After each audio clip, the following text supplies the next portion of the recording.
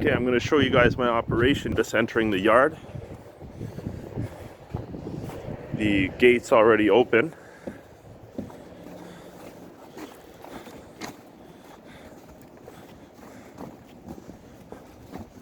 Get around the back here and you'll see what's going on. We have the tree service beside me.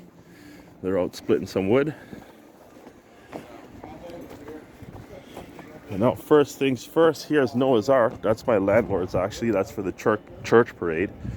This is my container. I used to have a big 40-foot tall container, and I didn't need it because I was going to put an office in it, but I got a shop. So instead of chilling here, I just come here and work. And if I want to chill, have lunch, or go on the computer, I just go over to the shop. So I switched it up. Now all my firewood cutoffs, like all the small cutoffs, I just bag up and I throw it in there on top of a shelf. There's my custom log splitter that I built that I'm going to resurrect. I got a video on that if you want to check it out. Pretty interesting concept. Over here, these are all my smoker wood chunks. And in the middle, you have red oak. To the left, you have the apple. And then I have sugar maple here. And I also bag up cherry, hickory, and mulberry. And I usually bring those bags over to the shop. This is just like my surplus here when my shelves are full at the shop. I just got into softwood this year and the lighter hardwoods. So what I'm doing is just throwing them in here loose so that they dry quicker. I just started, so hopefully these will be dry by midsummer. But yeah, I'm starting to put that aside so that when people come for wood in the summer, I can sell them the softwood and keep my hardwood for the customers in winter. Okay, here's one of my splitters, and here's the other one here. And as you can see, I got a narrow space here, so I really have to process wood when I get it so that I can make room for more. I actually got to go pick up some wood today.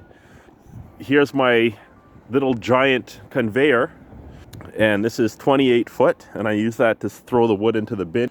And that's my 40-yard bin where I send it up north. I keep all the straight firewood for my customers in the city because it looks nice, and then all the craggier pieces, you know, with the knots, that's all the denser wood that goes in that bin, and I sell it actually green or wet so that the customer can sit on it for a year and they dry it themselves. So that's just a good way to get rid of the craggier pieces that don't stack too well.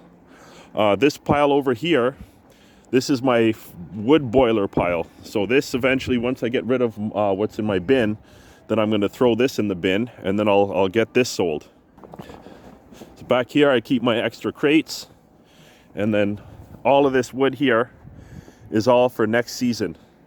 So what's at the back is the driest, and what's at the front is more fresh. You could see where I was stacking the wood in these crates, but now because I have less than a year to season till next season, I just put the wood in the crates loose so that it can dry a little quicker.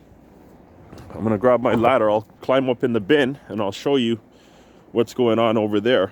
I got almost a full bin ready to go out. Grab my ladder here.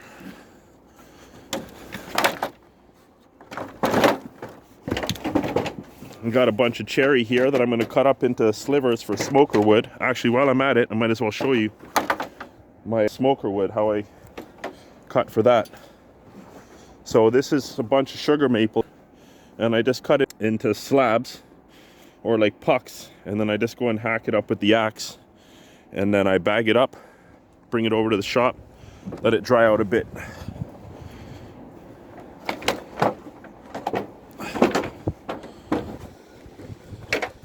And I'm pretty sure this boiler pile is a 40-yard bin full. It's actually 6 bush cords. What's interesting is a 40-yard bin, 40 cubic yards, is exactly the same as 6 bush cords loose measurement. I'll get into another video about how to measure firewood loose. It's a good way to know when you have wood and you see it in a pile versus being able to stack.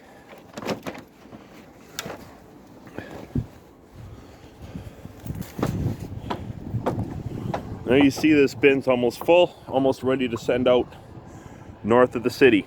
You can see we got some rabbit tracks here. There's always rabbits around at night. These bins here, I use these to keep my chainsaw sawdust. So when customers come and take it away for free, and I don't have to deal with paying for it to get rid of it. Here's my night light. I do other stuff during the day, so I can only split at night more times because I'm out doing calls and I have to be in places during business hours. So I usually come here in the evenings and I'll split from anywhere to like 9 o'clock. Sometimes I stay here till like 12 o'clock in the morning, 1 o'clock in the morning. So that's basically it. That's my operation.